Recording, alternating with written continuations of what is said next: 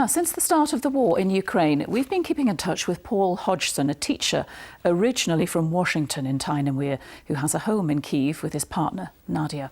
Well, Paul spent much of his time using a school minibus to transport those caught up in the conflict away from the capital and to the safety of the Moldovan border. He's now expanding his relief effort, despite seeing the price of fuel double in the past few weeks. Dawn Thewlis reports.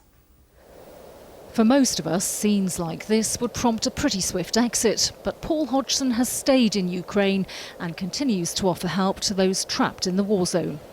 People have been so generous back at home, and we've had lots of vehicles donated, and they're basically running around the country doing different jobs now. So some are ferrying people, some are ferrying aid, just trying to get them all working at the same time now and trying to do as much as we can. So we've got a lot of volunteer helpers out here now who are working with us in a lot of partnership organisations. So it's just helping really to get everybody coordinated and get as much done as we can. So it's rather than it just being us now, we kind of feel like we're working as much more of a team now. So it's really a joint effort.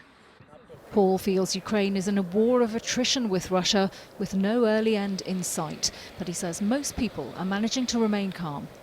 In the west where we are, it's fairly quiet. You do still get odd air raid sirens going off. We've had a couple today, which was quite unusual today because there hasn't been many this week. But I think the lesson is really that anywhere can be reached. So when the sirens do go off, it's better to take note that something's happening. But really, the hot part of the war is definitely in the east and the south at the minute. But obviously, there's still a lot of people need moving from like Kherson and Zaporizhia and sort of Donbass area. So that's kind of where we're trying to focus more now. So what about his family back home? Are they worried about him?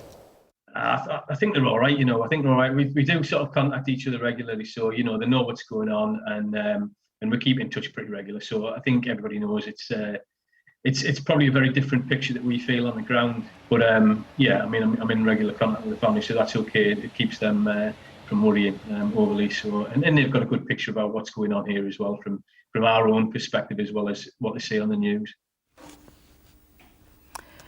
Now,